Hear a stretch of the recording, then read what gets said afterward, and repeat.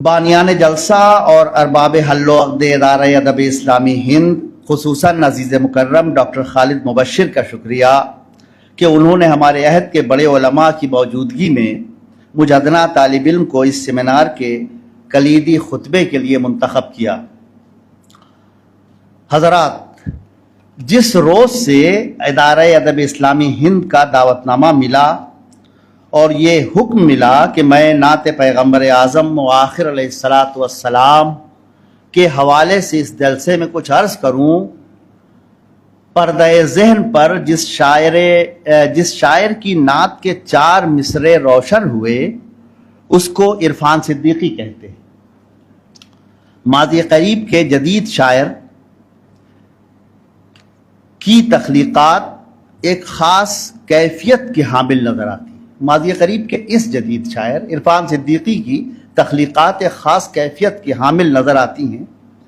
इरफान सिद्दीकी के वो 4 मिसरे जो मेरे जहन पर रोशन हुए हाजिर कर रहा हूँ कि सब लक़ब पाक हैं, सब नाम हैं नामी तेरे।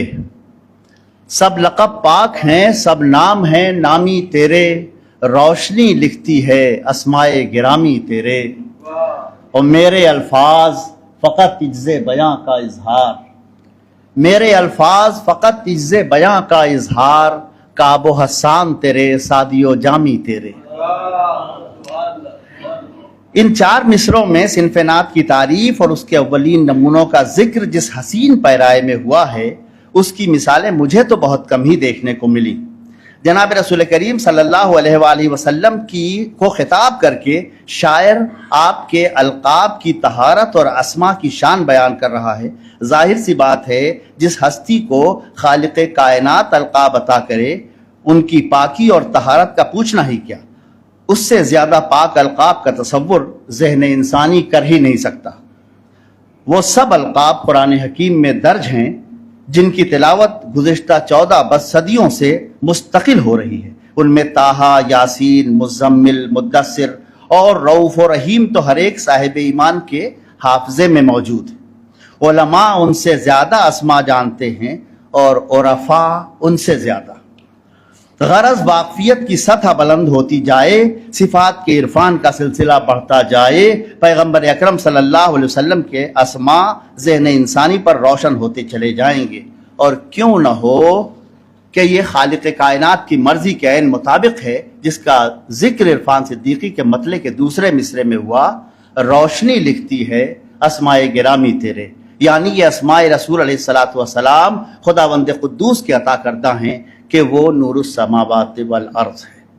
और जब रोशनी खुद ये अस्मा लिखे तो उनकी ताबानी और दरख्शंदगी का कहना ही क्या। अगले 2 मिसरों में शायर बारगाह रसालत में अपने इज्ज़े बयान का एतराफ़ करते हुए नामवर शुअराए नात को खिराज अक़ीदत पेश कर रहा है। मेरे अल्फाज फ़कत इज्ज़े बयां का इजहार, काबो हसान तेरे सादियो जामी तेरे। मेरा ख्याल है कि दुनिया के तमाम मुआशरों में जहाँ नूर इस्लाम पहुँच चुका है, अपनी अपनी ज़बान में नात पैगम्बर सल्लल्लाहु अलैहि वसल्लम लिखने का सिलसिला है, लेकिन हम उन ज़बानों और उन मुआशरों से वाकिफ़ नहीं। हम तो उर्दू के तालिब इल्म हैं और हिंदुस्तानी उर्दूदा मुआशरे में फ़ारसी और अरबी ज़बानों के अदब व शेर का जिक्र कसरत से होता है। इसलिए हम अपनी ज़बान और तहज़ीब के पस मंज़र के बतौर अरबी फ़ारसी की शेरी रवायत और नमूने शायरी की शुद्ध-बुद्ध रखते हैं।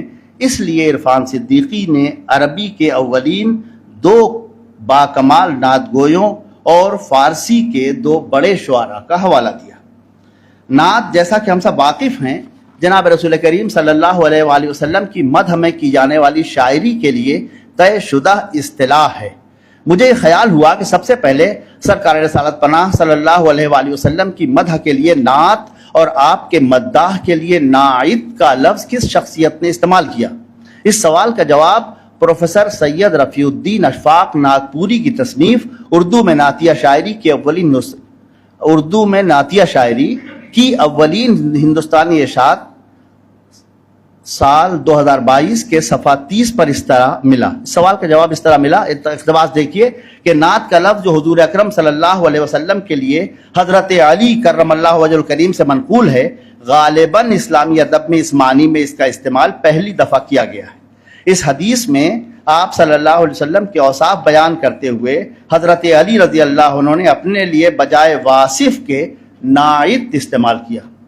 پھر ڈاکٹر اشفاق ناگپوری نے شمال ترمذی صفحہ 567 سے وہ سطریں نقل فرمائی ہیں جن میں واصف پیغمبر کے لیے نعت کا لفظ حضرت علی بن ابی طالب سے منقول ہے. اسی صفحے پر اگلی سطور میں مضامین نعت کے ماخذ عنوان قائم کر کے اس مضمون محترم کے اولین ماخذ کے بطور قرآن کریم اور دوسرے ماخذ کے بطور حدیث کا اندراج ہے. یہ بات بھی ہم سب جانتے ہیں کہ اللہ کے رسول صلی اللہ علیہ وآلہ وسلم کے بیان صفات کا سلسلہ قرآن حکیم کی آیات بینات سے شروع ہوتا ہے. قرآن اللہ کی سچی کتاب اور اس کے آخری پیغمبر پر نازل ہوئی، اور یہ اللہ کا آخری پیغام ہے جو قیامت تک کے انسانوں کے لیے ہے. اللہ کی سچی کتاب میں اس کے سچے پیغمبر کے اوصاف کے بیان میں جو پیرایا ہے وہ مبنی بر صدق ہے. نعت کا اولین ماخذ قرآن ہے اور یقیناً ہے، اور ماخذ ثانی کی حیثیت حدیث کی ہے جو بعد قرآن سچ کے سب سے بڑے مرتبے پر ہے کہ مجموعہ اقوال پیغمبر صادق علیہ السلام، جبکہ نعت شاعری کی ایک صنف کے بطور ہمارے مطالعے کا حصہ ہے. آج کی اس صحبت میں حکم ہے، اقتباس آپ کے خط کا، اردو کی نعتیہ شاعری کے نظری اور فکری مباحث پر توجہ مرکوز کرتے ہوئے جدید تر فنی مسائل کو زیر بحث لایا جائے، نیز نعت گوئی کی روایت کے نظر انداز شدہ گوشوں کو اجاگر کیا جائے. دعوت نامہ ادارہ ادب اسلامی حلقہ دہلی. اس حوالے سے جو موضوعات قائم کیے گئے ہیں ان میں نعتیہ شاعری کی جمالیات، کلاسیکی شعریات اور اردو نعت، نعتیہ قصیدے کی شعریات، مختلف زبانوں میں نعت، خواتین کی نعت گوئی، اردو نعت میں تحریکی عناصر، ترقی پسند شعراء کی نعت گوئی، اردو نعت کا اسلوبیاتی مطالعہ اور نعتیہ شاعری میں عصری حسیت وغیرہ اہم ہیں. ان تمام عناوین میں کلیدی لفظ شاعری ہے، اور پیرائے شاعری میں تخلیقی، بطور خاص ملاحظہ کیجئے ڈاکٹر صاحب، اور پیرائے شاعری میں تخلیقی اظہار بغیر ادبی خصوصیات کے کسی قدر کا حامل نہیں ہوتا. یعنی شعر قابل تعریف اور قابل ذکر ہی تب ہوتا ہے جب اسے محاسن سے آراستہ اور بیان و بدیع کے صنائع سے مزین کر کے پیش کیا جائے. اس آراستگی کی متعدد شکلیں ہیں، اور باکمال شعراء نے ان شکلوں کو اپنی اپنی استعداد اور توفیق کے بقدر سجا سنوار کر پیش کیا ہے.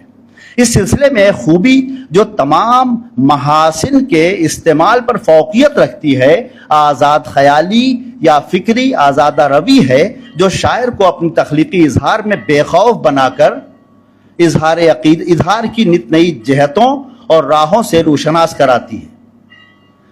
ان جہتوں کو دریافت کر کے اور ان راہوں کو اپنا کر ہی شاعر مضامین نو کا انبار لگاتا ہے اور معنی کی نئی طرفوں کو روشن کرتا ہے.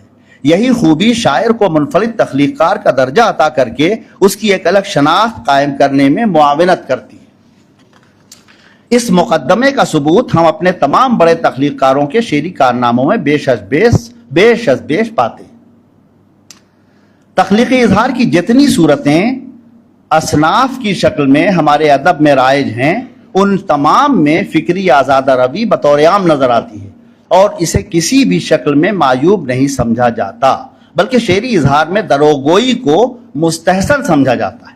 عربی کے معروف ناقد قدامہ ابن جعفر سے منسوب اس قول احسن الشعر و اکذبہ کی روشنی میں مشرقی شعریات کے طلباء شاعری کی تحسین و تنقید اور اس کی تعیین قدر کا عمل جاری رکھتے ہیں. اردو میں مولانا حالی سے پہلے تک یہی نقطۂ نظر شاعری کی تخلیق، تنقید اور مطالعے میں غالب رجحان کی حیثیت رکھتا تھا. 1893 مقدمہ شعر و شاعری کی اشاعت کے بعد شاعری میں اصلیت اور سادگی وغیرہ کی بحث شروع ہوئی، اور خیالی دنیا کے بجائے حقیقی دنیا اور اس کے مسائل کو موضوع بنانے کا سلسلہ شروع ہوا. ہمارے آج کے موضوع کی طہارت سطور بالا میں کی گئی گفتگو سے دور کا واسطہ بھی نہیں رکھتی، اور نعتیہ شاعری میں امکان و آثار کذب و دروغ کی گنجائش نہیں. دلچسپ بات یہ ہے کہ ان شعراء نے بھی جن کے یہاں نعتیہ جن کے یہاں آزادہ روی کا سلسلہ ہے، نعتیہ شاعری کے مرحلے میں بہت سختی کے ساتھ اس اصول کی پاسداری کی ہے اور نعتیہ شاعری کرتے ہوئے ان مطالبات کو پیش نظر رکھا ہے جو اس صنف کا تقاضا تھے، یعنی طہارت مزاج اور پاکیزگی خیالات۔ اب شاعر نعت کے لیے تخلیق نعت کے ہنگام میں دو چیلنجز شدید ہیں، پہلا حق مدحت ادا کرنا اور دوسرا حق شاعری ادا کرنا۔ اسی لیے بڑے بڑے شعراء و ادبا بھی اس میدان میں درپیش مشکلات کا ذکر کرتے ہیں۔ عرفی شیرازی کا مشہور شعر اسی حوالے سے ہے، عرفی مشتا بھی رہ ناتست نہ صحراست، آہستہ کہ رہ بردم تیغست قدم را۔ عرفی جلدی نہ کرو، یہ نعت گوئی کا راستہ ہے، کوئی صحرا نہیں کہ آنکھ بند کر کے چلتے چلے جاؤ، ہوش سنبھال کر چلو کہ اس راہ پر چلنا تلوار کی دھار پر چلنا ہے۔ ہم نے انہی بنیادوں پر کچھ شعراء نعت کے کلام سے نمونتاً کچھ اشعار منتخب کیے ہیں جو اس محفل میں آپ کی خدمت میں حاضر کرتے ہیں۔ اولین شعراء نعت اور مداحان سرکار رسالت پناہ صلی اللہ علیہ وسلم میں ام رسول کریم صلی اللہ علیہ وسلم جناب ابو طالب کا اسم گرامی روشن ہے، جن کا ایک شعر شہرت عام کی فضیلت کا حامل اور ایمان والوں کے اجتماعی حافظے کا حصہ ہے۔ مجھے یاد آتا ہے کہ سیرت پیغمبر اعظم صلی اللہ علیہ وسلم پر اپنے عہد اور بعد کے ہر عہد کی نہایت اہم اور قابل ذکر کتاب محصر انسانیت از نعیم صدیقی کے صفحہ اول پر جناب ابو طالب کا یہ شعر میں نے اس وقت پڑھا تھا جب میں اسکول میں زیر تعلیم تھا، اور اس شعر کو سلیقے سے اور صحیح اعراب کے ساتھ پڑھنے کے آداب مجھے میرے مربی، استاذ اور مامو جان سید محمد اکمل اجملی مرحوم سجادہ نشین دائرہ شاہ اجمل الہ آباد نے سکھائے تھے۔ آج میں آپ کی خدمت میں یہ شعر پیش کر رہا ہوں تو وہ منظر بالکل نظروں کے سامنے ہے جب میں نے جناب ابو طالب کے اس شعر کی قرأت کی تھی۔ وَأَبْيَضُ يُسْتَسْقَى الْغَمَامُ بِوَجْهِهِ ثِمَالَ الْيَتَامَى عِصْمَةً لِلْأَرَامِلِ، وہ گورے مکھڑے والا جس کے روئے زیبا کے واسطے سے رحمت کی دعائیں مانگی جاتی ہیں، وہ یتیموں کا والی، وہ بیواؤں کا سرپرست ہے۔ اور اس کے بعد جس شاعر نعت کا ذکر ہوتا ہے وہ اس کو یہ عزت حاصل ہے کہ خود سرکار رسالت پناہ صلی اللہ علیہ وسلم نے اس کے لیے ممبر کا اہتمام فرمایا تھا۔ سب کے حافظے میں ہے حضرت حسان ابن ثابت انصاری رضی اللہ عنہ کا وہ شعر، وَأَحْسَنُ مِنْكَ لَمْ تَرْقَتُ عَيْنِي وَأَجْمَلُ مِنْكَ لَمْ تَلِدِ النِّسَاءُ خُلِقْتُ مُبَرَّأً مِنْ كُلِّ عَيْبٍ كَأَنَّكَ قَدْ خُلِقْتُ كَمَا تَشَاءُ، آپ سے زیادہ حسین میری آنکھ نے ہرگز نہیں دیکھا اور آپ سے زیادہ جمیل کسی عورت نے نہیں جنا، آپ ہر عیب سے پاک و صاف پیدا کیے گئے، گویا کہ آپ اس طرح پیدا کیے گئے جیسا کہ آپ نے خود چاہا۔ ایک اور شاعر دربار رسالت ہیں جو پہلے تو سرکار کے مخالف تھے، اور ایک بہت بڑے شاعر اور بہت زہیر ابن ابی سلمہ کے بیٹے کعب ابن زہیر رضی اللہ عنہ جو صحابی ہیں، اور انہوں نے ان کا ایک امتیاز یہ ہے کہ انہوں نے جو قصیدہ پیش کیا بانت سعاد اس کا عرفی نام ہے، اور اس کو جب پیش کیا تو سرکار رسالت پناہ صلی اللہ علیہ وسلم نے اپنی چادر مبارک انہیں عطا کر دی تھی، جس کے سبب سے اس قصیدے کا نام قصیدہ بردہ ہو گیا۔ اور اس میں ایک شعر تھا، اور وہ شعر بھی بہت کمال کا ہے کہ یہ واحد شعر ہے، واحد ادبی تصنیف ہے کہ جس پر خود حضور اقدس صلی اللہ علیہ وسلم نے اصلاح فرمائی۔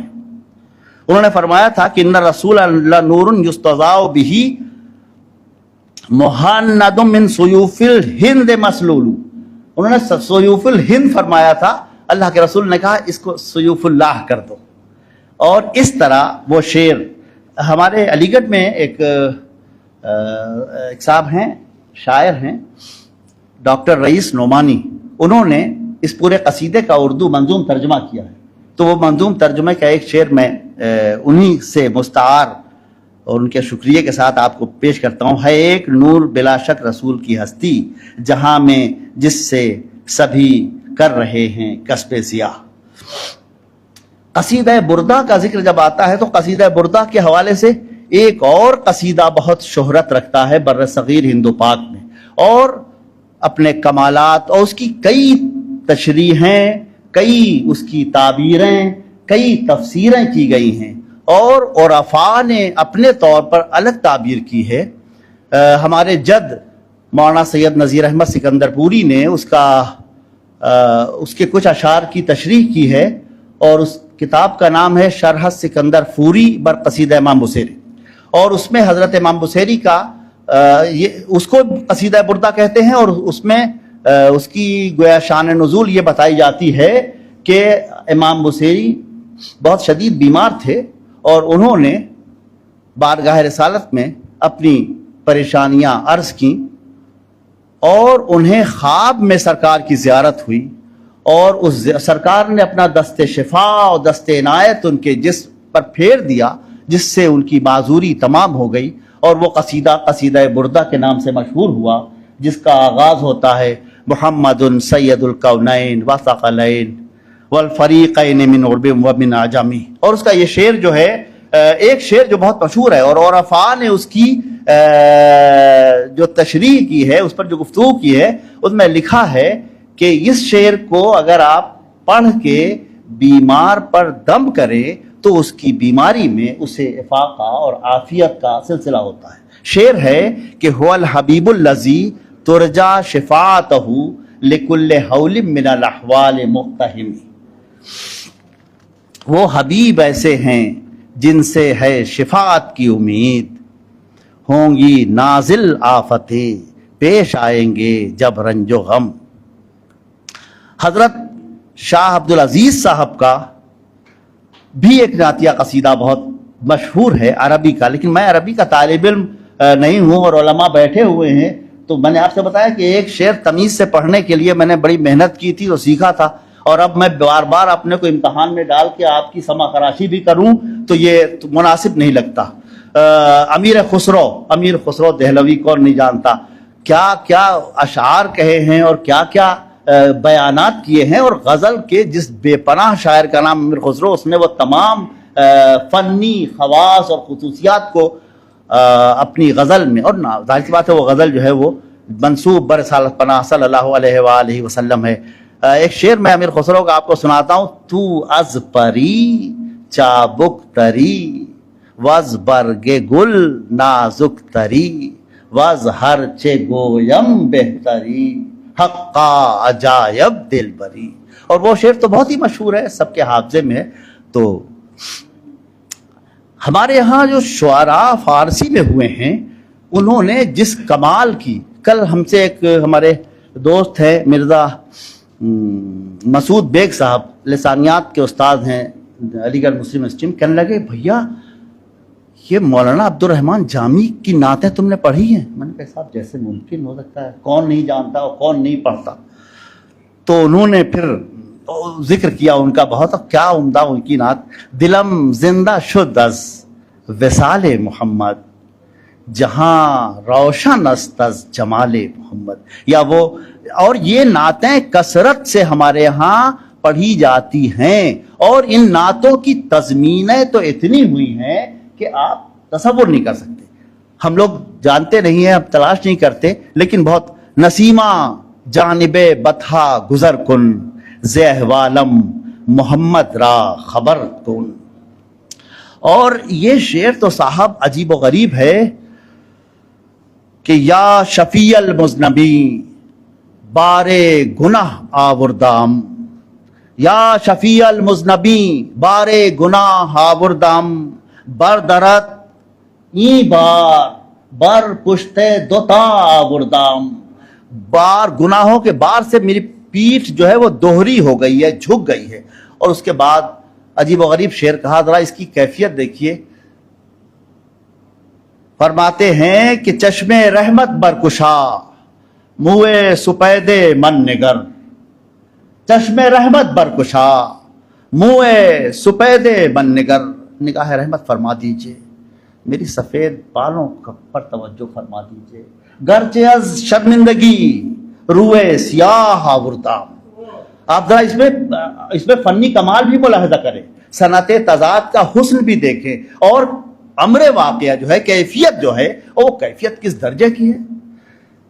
چشم رحمت برکشا موئے سپید من نگر گرچہ از شرمندگی روئے سیاہ آوردام. حضرت محمد جان قدسی مرحبا سید مکی مدنی العربی دل و جاں باد فدایت چے عجب خوش لقبی. اور من بے دل بجمال تو عجب حیرانم اللہ اللہ چے جمال است بدیں بلعجبی. یہ بھی وہ نعت ہے جس کی ہمارے تمام اساتذہ شعراء نے تضمین کی ہے تبرکن. اور ہمارے احباب واحد نذیر صاحب ہمارے بہت دوست ہیں اور ابھی تشریف لائے اور نعت کے بہت اسکالر بھی ہیں اور شاعر تو ماشاءاللہ ہی ہیں. انہوں نے بھی اس کی تضمین ضرور کر رکھی ہے. حضرت مرزا مظہر جانے جانا کو ہم لوگ اردو شاعری میں جو ان کا مرتبہ ہے اور تاریخ ادب اردو میں اس سے ہمارے سبھی احباب واقف ہیں. نعت کے 4 مصرے ان کے سن لیجئے کہ خدا در انتظار حمد ما نیست. اللہ میاں کو وہ تو صمد ہے بے نیاز ہے, ہمارے حمد کی پرواہ نہیں اس کو. خدا در انتظار حمد ما نیست محمد چشم بر راہ ثنا نیست. جس طرح خدا مند قدوس ہماری حمد کا ہماری تعریف کا منتظر نہیں, ویسی سرکار سعادت پناہ صلی اللہ علیہ وآلہ وسلم کو بھی ہماری ثنا کا انتظار تھوڑا ہی ہوتا ہے. وہ تو اس بات کو حضرت حسان ابن ثابت انصاری رضی اللہ عنہ نے اس اہتمام سے کہا ہے. فرماتے ہیں ما ان مدحت مقالتی بمحمدا لیکن مدحت مقالتی بمحمدی صلی اللہ علیہ وآلہ وسلم. ہم حضور صلی اللہ علیہ وسلم کی خدمت میں اپنے الفاظ عرض کر کے سرکار کا مرتبہ تھوڑی بلند کر سکتے ہیں. ہم تو ان الفاظ کو پیش اس لیے کرتے ہیں کہ ہمارا لفظ, ہمارے اشعار, ہمارا کلام جو ہے وہ بلندی پا جائے. اور یہی بات حضرت مرزا مظہر جان جناوی فرماتے ہیں. خدا مدح آفرین مصطفیٰ بس, مداح مصطفیٰ کا خداوند قدوس ہے. خدا مدح آفرین مصطفیٰ بس محمد حامد حمد خدا بس. اور سرکار رسالت پناہ صلی اللہ علیہ وسلم نے جیسی حمد کہی ہے, ساری دنیا کی عبادت ایک طرف, ساری دنیا کی عبادت ایک طرف, اور تیرا بس ایک سجدہ مصطفیٰ. تو جس طرح سبحان ربی العلیٰ کہا یا جس طرح هو اللہ احد کہا پیغمبر اعظم صلی اللہ علیہ وسلم نے, ویسی اس درجے کی کوئی حمد نہیں کر سکا. اور جیسی تعریف اپنے محبوب اور اپنے آخری پیغمبر کی خداوند قدوس نے کی ہے, کیا کہنے. شیخ سعدی, بس یہ لوگ تو وہ ہیں جو اساتین ہیں, یہ لوگ تو وہ ہیں کہ جن سے استفادہ کیجئے, یہ لوگ تو وہ ہیں جن سے روشنی حاصل کیجئے, یہ وہ لوگ تو وہ ہیں کہ جن سے بات کرنے کا سلیقہ سیکھیے. امام رسول, پیشوائے سبیل, امین خدا, محبت جبرائیل, اور چه وصفت کند سادیے ناتمام, علیک الصلاۃ اے نبی والسلام. نعتیہ شاعری میں اب یہ جو میں آپ سے بات وہاں سے شروع ہوئی تھی کہ مدحت کا حق بھی ادا ہو جائے اور شاعری کے تقاضے بھی پورے ہو جائے, یہ 2 چیلنجز تھے. تو بہت سیف جو راستہ نکالا ہمارے شعراء, اب بڑے اکابر شعراء, وہ شعراء جو بہت بڑے مرتبے پر فائز ہیں, کہ انہوں نے خود سے کچھ کہنے کی کوشش نہیں کی.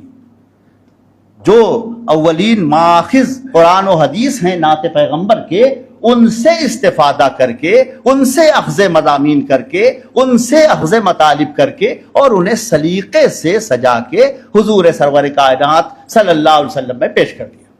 اور یہ روایت ایسی مستند, ایسی توانا, ایسی شاندار رہی کہ اس سے الگ جانے کی کوشش کی ہی نہیں گئی نعتیہ شاعری. بڑے پیمانے پر جو ہمارے ہاں آپ کو نعت کے نمونے ملیں گے, ان میں یہ صورتحال ہی ملے گی آپ کو. میں آپ کی خدمت میں ہمارے جو شعراء ہیں ان کے ہاں جو صورتحال ہے نعت کی, وہ آپ کی خدمت میں حاضر کرتے ہیں. ہم دیکھیے, میر خدائے سخن جلوہ نہیں ہے نظم حسن قبول کا، دیواں میں شعر گر نہیں نعت رسول کا۔ یہ طریقہ بھی اپنایا ہمارے مستند شعراء نے کہ تبرکن ایک شعر نعت کا کہہ دیا، کہنا تو کچھ اور ہے ان کو۔ مطلوب ہے زمان و مکان و جہان سے، محبوب ہے ملک کا فلک کا عقول کا۔ شیخ امام بخش ناسخ کتنا بڑا خیال بند شاعر ہے کیسا، لیکن اب دیکھیے شعر کہتا ہے اس نے ان لوگوں کے مقابلے ذرا سا ادبیت کو ذرا سا اور زیادہ اس کو بہتر طریقے سے پیش کرنے کی کوشش کی۔ کہتا ہے گھسے مثل قلم پائے طلب لیکن نہ ہاتھ آیا، گھسے مثل قلم پائے طلب لیکن نہ ہاتھ آیا، نشان سایہ احمد اور نشان تصویر احمد کا۔ یہ ناسخ کا شعر ہے۔ اور all time great Mirza Asadullah Khan Ghalib کمال کر دیا۔ میں تو کہتا ہوں، اور بہت مؤدب اور خالد محمود صاحب تشریف رکھتے ہیں، ایسی کوئی بات کرنے سے پہلے 25 مرتبہ سوچنا پڑتا ہے، لیکن میں عرض کرتا ہوں کہ نعت کے عنوان میں نعت میں تعلی کرنے کی ہمت کس میں ہے؟ کوئی ہے کسی کی اماں نے دودھ پلایا ہے کہ وہ نعت رسول علیہ السلام میں اپنی فضیلت کا پہلو نکال لے؟ لیکن غالب نے یہ کر کے دکھایا، اور سب کے حافظے میں شعر ہے۔ میں صرف توجہ دلاتا ہوں، آپ دیکھیے، کہتا ہے کرتے ہو مجھ کو منع قدم بوس کس لیے، کرتے ہو مجھ کو منع قدم بوس کس لیے، کیا آسمان کے بھی برابر نہیں ہوں میں؟ آپ دیکھ رہے ہیں اپنی فضیلت کا پہلو بھائی صاحب نے ایسے نکالا کہ آسمان بن گئے۔ اور اچھا، اور یہ ساری دنیا جانتی ہے کہ صرف ایک شخصیت ہے جس کے لیے، اور اس کے بارے میں بھی غالبی نے کہہ دیا ہے کہ اس کی امت نے ہوں میں، میرے رہے کیوں کام بند، واسطے جس شہ کے غالب گنبد بیدر کھلا۔ تو گنبد بیدر انہی کے لیے کھلا تھا، آسمان نے انہی کی قدم بوسی کی تھی۔ آپ ذرا دیکھیے اب تعلی، میں یہ اس جلسے میں آپ کی خدمت میں یہ بات پھر عرض کرتا ہوں، کسی شاعر کا ایک مصرع دکھا دیجیے جو سرکار تعالی پناہ میں حاضر ہوا ہو اور تعلی بھی کی ہو۔ اس نے کر دی، کرتے ہو مجھ کو منع قدم بوس کس لیے، کیا آسمان کے بھی برابر نہیں ہوں میں؟ اور آسمان کو کیسا بے وقعت کر دیا ہے، بھی برابر کہہ کے۔ یہ ہے وہ فنی کمال اور امتیاز جو نعت کے مضمون کو برتتے ہوئے اسد اللہ خان غالب نے دکھایا ہے۔ ورنہ باقی لوگ تو پھر وہی روایتی انداز، گلوئے خامہ میں سرما مداد دودے دل ہے۔ گلوئے مضمون بنایا ہے، مومن خان ہے تو کیا بنائے گا مضمون؟ گلوئے خامہ میں سرما مداد دودے دل ہے، مگر لکھنا ہے وصف خاتم جلد رسالت کا۔ جلد رسالت کے خاتم جناب رسول کریم صلی اللہ علیہ وسلم کا وصف بیان کرنا ہے۔ کاہے سے بیان کرے گا؟ قلم سے، اور قلم کے گلے میں سرما، اور سرما در گلو جو ہمارے ہاں مثال موجود ہے کہ وہ اب بول ہی نہیں سکتا، تو گم ہو جاتی ہیں زبانیں جب ان کی مدحت کا معاملہ ہوتا ہے۔ یہ مضمون اس نے بیان کیا ہے۔ مجھے ایک اور شعر، بہت میر کا شعر سب کے حافظے میں ہے، اے آہوان کعبہ نہ اینڈو حرم کے گرد، کھاؤ کسو کے تیر کسی کا شکار ہو۔ یہ تو شعر میر کا ہے۔ اسی مضمون کو سید سلیمان ندوی نے کس طرح نعت میں بنا دیا اور حسن تعلیل کی مثال پیش کر دی۔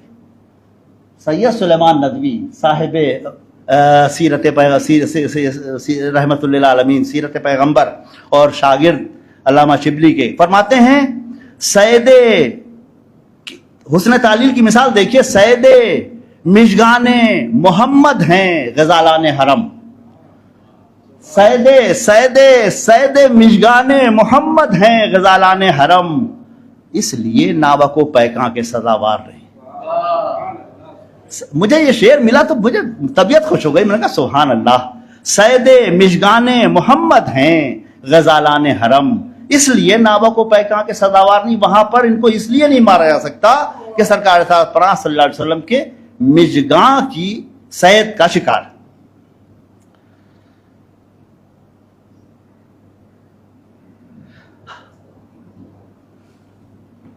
اصغر گونڈوی، دل نثار مصطفیٰ جاں پائے مال مصطفیٰ، دل نثار مصطفیٰ جاں پائے مال مصطفیٰ، یہ اویس مصطفیٰ ہے وہ بلال مصطفیٰ۔ ہے شام اگر گیسوئے احمد کی سیاہی، ہے شام اگر گیسوئے احمد کی سیاہی، تو نور خدا صبح دلارائے مدینہ، حسرت موہانی۔ اور ایک انہی کا ذرا سا جونیئر معاصر شاعر ہے، اور کیسا کمال کا شاعر ہے، آپ سب واقف ہیں اچھی طرح، اقبال سہیل۔ اقبال سہیل کا نعتیہ کلام، اقبال سہیل نے بہت اہتمام کے ساتھ، اور کئی شعراء ایسے ہیں، بیدم شاہ وارسی، جنہوں نے اپنی نعت میں صلی اللہ علیہ وسلم پورا یہ درود بطور ردیف برتا ہے۔ بیدم کی مشہور نعت آئی نسیم کوئے محمد صلی اللہ علیہ وسلم، کھنچنے لگا دل سوئے محمد صلی اللہ علیہ وسلم۔ اس حوالے سے ایک واقعہ چھوٹا سا میں آپ کی خدمت میں عرض کروں۔ جناب رسول اللہ صلی اللہ علیہ وسلم سے تعلق اور ان کے واسطے سے خدا سے تعلق ایک الگ ہی طریقے سے بیان ہوا۔ ایک شخص ہے، اس کا نام ہے بابا محمد یحییٰ خان، پاکستان کا ناول نگار ہے، اور اس نے کئی ناول لکھے ہیں۔ اس میں سے ایک ناول ہے اس کا نام ہے پیا رنگ کالا۔ تو اس میں اس نے ایک واقعہ بیان کیا کہ شیخ ایک پیر طریقت تشریف لاتے ہیں، تو ایک آدمی ان کے پاس بیچارہ آتا ہے، کہتا ہے کہ ہم کو نماز سکھا دیجئے۔ تو اسے کہتے ہیں کلمہ سناؤ، کلمہ آتا ہے؟ جب پیر صاحب لوگ تو ویسے بھی کسی کو خاطر میں نہیں لاتے، نہ کہ بیچارہ کوئی ایسا معمولی آدمی آ جائے۔ پتہ نہیں کیسے انہوں نے اس سے بات کر لی، کہا کلمہ سناؤ، تو اس نے کہا کہ لا الہ الا اللہ سونا پیارا محمد رسول اللہ۔ اللہ بدتمیز، تجھے تمیز نہیں، تجھے کلمہ پڑھنا نہیں آتا، جا کلمہ یاد کر کیا۔ بتا دیا، بیچارہ چلا گیا۔ کچھ دنوں بعد پھر آیا، پھر کہا کلمہ سناؤ، تو کہا کہ لا الہ الا اللہ سونا پیارا، پنجابی بیک گراؤنڈ ہے، محمد رسول اللہ۔ کہا بھائی یہ کلمے کا حصہ نہیں ہے، تم کیسے بیوقوف ہو بالکل۔ پھر بھگا دیا اس کو۔ اس دن وہ رنجیدہ، ملول، آبدیدہ گیا وہ شخص۔ اب یہ شیخ صاحب جو ہیں وہ تو چلا گیا، شیخ صاحب نے محسوس کیا کہ وہ جس علم باطن اور جس درجے پر وہ سب درجے اور ختم ہو گئے، سب چیزیں ان کی سلب کر لی، کچھ ہے ہی نہیں ان کے پاس۔ تو انہوں نے کہا رے بھائی وہ چلو اسی گاؤں چلو، کہاں کب آدمی تھا۔ لوگوں نے کہا حضرت کہاں وہاں جائیں کہ نہیں چلو۔ خیر گئے، وہاں کے مریدین بہت تھے، اب لوگوں نے بہت ان کا استقبال کیا، تو کہا کہ ان کو ڈھونڈو حضرت کو کہاں۔ وہ حضرت کہنے لگے اسی آدمی کو، اس کو کلمہ نہ پڑھنے پر سرزنش کر رہے تھے۔ اس کے بعد وہاں جب وہ آ گیا تو کہا کہ نماز، حضرت آپ نماز پڑھائیے۔ ارے کہ ہمیں تو کلمہ تو آتا نہیں، نماز آپ کیسی بات کر رہے ہیں۔ لیکن وہ مانے نہیں کہ آپ ہی نماز پڑھاؤ۔ امامت شروع کی انہوں نے، اور سجدے میں گئے، اس کے بعد پھر سجدے سر ہی نہیں اٹھا رہے ہیں۔ تو لوگ جو تھے ان کے گاؤں کے، جو ان کا مذاق اڑاتے تھے، ان کو ایسی بھپتیاں کستے تھے، ان کو بہت حقیر جانتے، کہنے مر گیا کیا، کسی نے نماز میں ہی آواز لگائی۔ تو یہ کھڑے ہوئے پیر صاحب کہنے جی ہاں حضرت کا انتقال ہو گیا ہے، نماز پھر سے جماعت کیجئے، میں نماز پڑھاتا ہوں، اس کے بعد پھر حضرت تدفین ہوگی۔ پھر ان کی تدفین کی اور پھر واپس آئے۔ اس واقعے میں جو جناب رسول اللہ صلی اللہ علیہ وسلم سے تعلق کی نوعیت کا اظہار ہے، وہ ہماری نعت کا بنیادی موضوع ہے۔ اور اس تعلق الی الرسول میں عامی، عالم، عرفہ، اعلیٰ، ادنا سب شامل ہیں۔ عجیب عجیب لوگ باتیں کرتے ہیں۔ اور مظفر وارسی کو سن لیجئے، کہتا ہے جہل کا سر در ادراک پہ ہم تو نے کیا، جہل کا سر در ادراک پہ ہم تو نے کیا، عام اللہ کو اللہ قسم تو نے کیا۔ ہمارے شعراء نے عام طور پر جناب رسول اللہ صلی اللہ علیہ وسلم کی مدحت میں احتیاط کے پیش نظر بہت زیادہ فنی نزاکتوں کا اظہار کرنے سے خود کو روکے رکھا، اس لیے کہ فنی نزاکتوں کے اظہار میں مبالغہ اور غلو اور اغراق اور یہ چیزیں جو محاسن شاعری ہیں وہ سب وہاں خطرناک ہیں، وہ تو تلوار کی دھار پہ چلنا ہے۔ لیکن ایک شاعر ایسا ہے جو عالم بھی ہے، جو مرتبہ رسالت پناہ صلی اللہ علیہ وسلم سے واقف بھی ہے، اور ان حدود کی پاسداری بھی کرنا خوب جانتا ہے کہ جو اللہ کے رسول کی بدعت کے لیے اللہ کی طرف سے متعین کی گئی۔ نام آپ جانتے ہیں، خوب اچھی طرح واقف ہے اس سے، مولانا احمد رضا خاں بریلوی۔ مولانا رضا خاں بریلوی کو اشعار میں آپ کی خدمت میں حاضر کرتا ہوں، اور کمال کیا ہے انہوں نے کہ وہ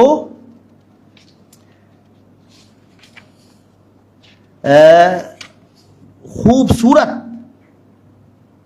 تمام جو محاسن شعر ہیں ان کا اظہار برملا بہت خوبصورت طریقے سے کر دیتے۔ ان کی مشہور نعت ہے، واہ کیا جود و کرم ہے شہ بتا تیرا، نہیں سنتا ہی نہیں مانگنے والا تیرا۔ اکثر لوگوں کو یاد ہے، خوب پڑھی جاتی ہے نعت۔ اس کا مقطع ہم آپ کو سناتے ہیں، اور اس میں جو فنی کمالات دکھائے ہیں، یہ ہمیں لگتا ہے بر صغیر کی اردو شاعری میں یہ واحد ہستی ہے جس نے اظہار جذبات عقیدت بحضور سرور کائنات صلی اللہ علیہ وسلم میں کمال فن بھی دکھایا ہے۔ اب سنیے، واہ کیا جود و کرم ہے شہ بتا تیرا۔ اس کا مقطع فارسی میں کہتے ہیں، اے رضا چیست غمر جملہ جہاں دشمن تست، اے رضا چیست غمر جملہ جہاں دشمن توست، کردہ ام مامن خود قبلہ حاجات تیرا۔ آپ دیکھ رہے تیرا، یہ کام بڑے شعراء نے ہمارے کیا ہے۔ اکبر الہ آبادی کا بڑا مشہور شعر ہے کہ دین، اور یہ جماعت اسلامی کے مرکز میں پڑھنے کا شعر ہے اکبر کا وہ، اور یہ جماعت اسلامی کا شاید موٹو بھی ہے اور ادارہ ادب اسلامی کا لوگو بھی ہو سکتا ہے۔ اکبر کہتے ہیں کہ دین کو سیکھ کے دنیا کے تماشے دیکھو، اور اس میں وہ چڑھتے ہو، بڑھتے ہو، پڑھتے ہو وغیرہ ہے۔ دین کو سیکھ کے دنیا کے تماشے دیکھو، مذہبی درس الف بے ہو، علی گڑھ تے ہو۔ آپ دیکھ رہے ہیں یہ قافیے کا جو کمال ہے، اور یہ کمال انہوں نے یہاں پہ دکھایا ہے۔ قوافی اور ردیف کے آخری میں صنعت تلمیع کا خوبصورت نمونہ۔ تلمیع کسے کہتے ہیں؟ ملمہ آپ سب جانتے ہیں۔ اگر اردو اور فارسی یا عربی اور فارسی دو زبانوں کے الفاظ ایک ساتھ استعمال کر لے جائیں، صنعت تلمیع ہوتی ہے۔ دو تین شعر ان کے سن لیجئے، دامن وقت میں جب اشارہ کر دیجیے گا 2 منٹ میں ختم کر دوں گا۔ خم ہو گئی ہے پشت فلک تان زمیں سے۔ آپ دیکھیے حسن تعلیل، خم ہو گئی ہے پشت فلک تان زمیں سے، سن ہم پا مدینہ ہے وہ رتبہ ہے ہمارا۔ اب یہ فلک کے پشت کے خم ہو جانے کا یہ جو سبب بتایا، نہ آسمان کو یوں سر کشیدہ ہونا تھا، حضور خاک مدینہ خمیدہ ہونا تھا۔ اور ہلال کیسے نہ بنتا کہ ماہ کامل کو، ہلال کیسے نہ بنتا کہ ماہ کامل کو، حضور ابروئے شہ میں کشیدہ ہونا تھا۔ مگر تمہاری طلب میں تھکے نہ پائے فلک، مگر تمہاری طلب میں تھکے نہ پائے فلک، یہ اہل بیت کی چکی سے چال سیکھی ہے۔ رواں ہے بے مدد دست آسیائے فلک۔ اچھا نہیں، اگرچہ چھالے ستاروں سے پڑ گئے لاکھوں، پہلا مصرع میں، اگرچہ چھالے ستاروں سے پڑ گئے لاکھوں، مگر تمہاری طلب میں تھکے نہ پائے فلک۔ آپ دیکھ رہے ہیں کہ ستاروں کو چھالا کہہ دینا اور اس کی شاعرانہ توجیہ پیش کر دینا، یہی تو حسن تعلیل ہے۔ اور دل اپنا بھی شیدائی ہے اس ناخن پا کا، دل اپنا بھی شیدائی ہے اس ناخن پا کا، اتنا بھی مہ نو پا نہ اے چرخ کہن پھول وغیرہ۔ ان کی نعتوں میں تو بہت کمال کی شاعری ملتی ہے، اور بہت کمال کے، میں اقبال سہیل کا نام تو لیا تھا لیکن شعر ان کا نہیں سنا پایا تھا، ابھی یاد آ گیا۔ اسی فرماتے ہیں کہ تراشا ان کے ناخن کا ہلال آسماں صورت، شعر ہے، تراشا ان کے ناخن کا، ہلال آسماں صورت، غسالہ ان کے تلووں کا، زلال آب حیوانی، اور اسی اہتمام سے 2500 شعر کہے۔ یہ وہ شعراء ہیں جنہوں نے ہیئت میں کوئی تجربہ نہیں کیا، جنہوں نے نفس مضمون کو بیان کرنے میں قرآن و حدیث کو اپنا رہنما رکھا اور ان سے الگ نہیں کیا۔ تو لیکن کچھ شعراء ایسے ہیں، ہم نے آپ کی خدمت میں عرض کیا، دوسرے ہیئتوں میں، مسدس میں بہت زیادہ نعتیں کہی گئی، اور مسدس میں ایک نعت جو پھر میں دائرہ شاہ اجمل اپنے مامو جان اکمل اجملی کا نام لوں، انہوں نے حضور صلی اللہ علیہ وسلم کی ولادت کی جو عیسوی سن ہے وہ 571 عیسوی ہے، اس مناسبت سے 571 بند کہے ہیں مسدس کے سیرت پیغمبر کے بعد، اور اس میں جو سراپا بیان کیا ہے، سراپا کے 2 بند میں آپ کی خدمت پیش کرتا ہوں۔ سرکار رسالت پناہ صلی اللہ علیہ وسلم کا سراپا اکمل اجملی فرماتے ہیں، سر اقدس کے سجا تاج نبوت جس پر، اور نرم گیسو تھے کچھ ایسے کہ پھسل جائے نظر، اور شاخیں پھوٹی ہوئی بالوں میں پروئے گوہر، اور حسن ایسا کہ نہ دیکھے کبھی چرخ اخضر، اور گردن ایسی تھی کہ چاندی کی سراہی بھی خجل، اور وہ فقیری کہ جسے دیکھ کے شاہی بھی خجل۔ وہ جبیں سورہ والشمس کی تفسیر کہیں، اور ابرو ایسے کہ نہ تلوار نہ ہم تیر کہیں، اور چشم ما زاغ بصر کی جسے تفسیر کہیں، اور چہرہ ایسا کہ جسے بولتی تقدیر کہیں، دست نازک وہ بتوں کی جو خدائی کاٹے، اور شک کرے چاند کو انگشت صفائی کاٹے۔ وقت صلاح حضا 571 بند کتنا سناؤں، وقت کے خاتمے کا اعلان ہو گیا، اور میں بھی اپنی گفتگو ایک بہت عالم، بہت فاضل، بہت باکمال شخصیت کی ایک نظم اور ایک نہایت گمنام، غیر معروف، غریب اور غریب مزاج شخص کے ایک شعر پر کروں گا جو نعت سے تعلق۔ اس عالم کا نام ہے شمس الرحمن فاروقی، اور اس کی نظم کا عنوان ہے سینہ فگاری کی شان کے لیے دعا۔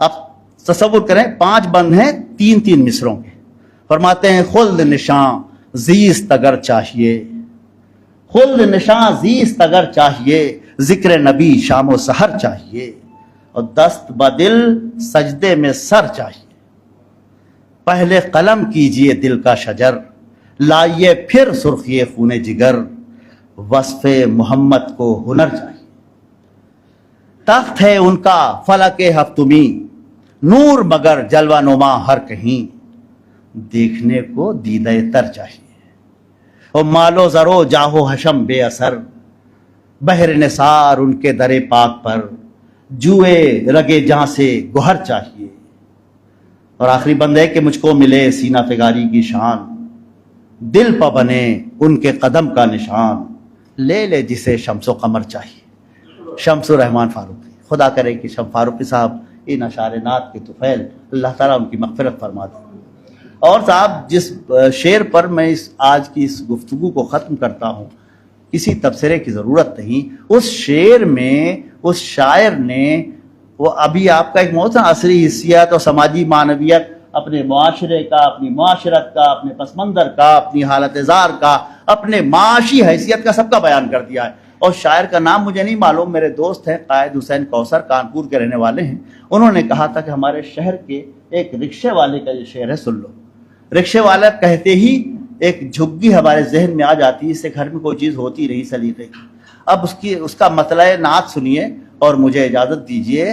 اس کا مطلع ہے کہ ہمارے ٹوٹے پھوٹے گھر کی شوبھا یا رسول اللہ، ہمارے ٹوٹے پھوٹے گھر کی شوبھا یا رسول اللہ، تمہارے گنبد خضرا کا توغرا یا رسول اللہ۔ بہت بہت شکریہ، بہت عنایت، السلام علیکم۔